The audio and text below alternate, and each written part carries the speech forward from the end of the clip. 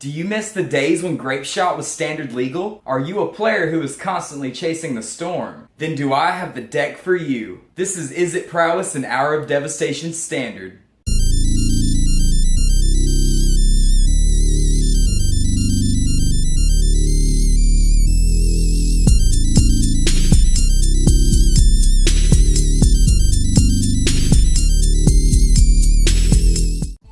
For starters, Prowess is a deck that's been around for a while now.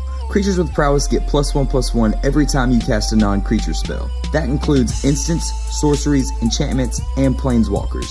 In today's standard, we have 8 sets that are legal, so our pool of cards to build with is incredible.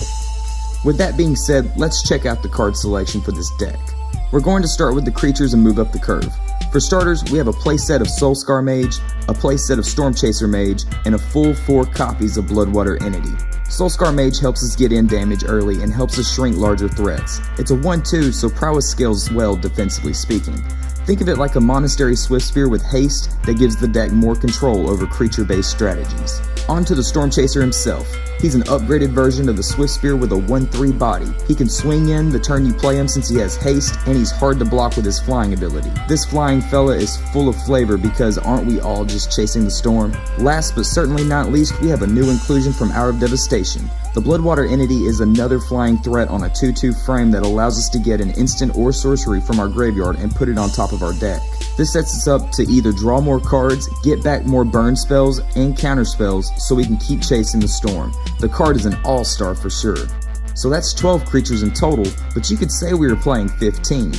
Riddleform makes a special appearance whenever we cast a non-creature spell. For a blue and a colorless, we get an enchantment that becomes a 3/3 Sphinx with flying until the end of turn. This can happen during your opponent's turn to give us a good blocker when we play any of our burn or counter spells. Since it says non-creature spell, we can trigger its ability whenever we play other Riddleforms or even a Chandra Torch of Defiance. Speaking of the Torch of Defiance herself, we are playing 2 copies of Chandra.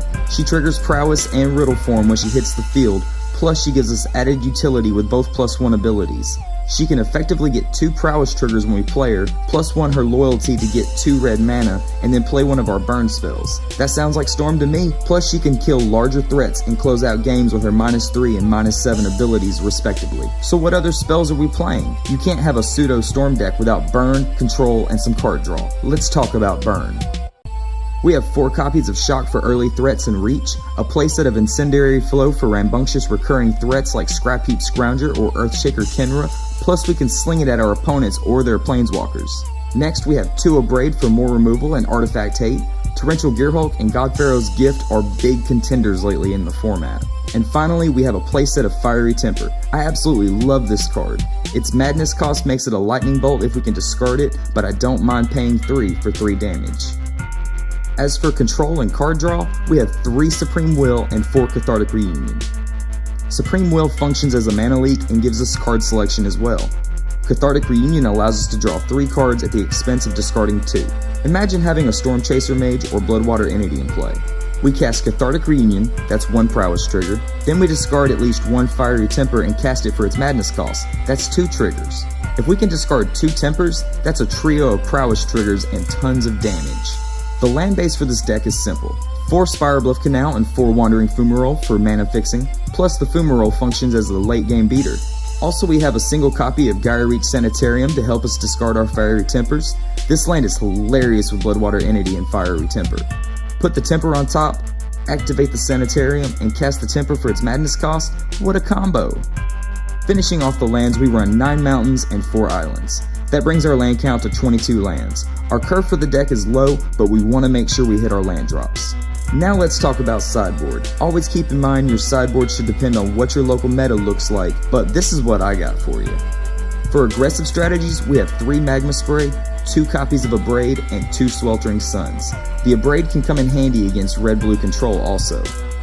Plus, we have 3 Thing in the Ice, which functions as another board wipe and a great early game blocker.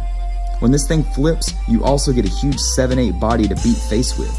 For control matchups or against anything playing removal or pesky planeswalkers, we have 2 Dispel and 3 Negates. Don't get caught in the counter war without them. That's all for today. Let me know what you think about the deck in the comments section. Would you have rather seen Bedlam Reveler or Enigma Drake in the 75? Or maybe you would rather see a different Prowess style using pump spells instead of burn. I would love to hear your feedback. As always, don't forget to like, share, and subscribe so you don't miss anything from Mind Sculpting MTG. Thanks for watching, and I'll see you next upkeep.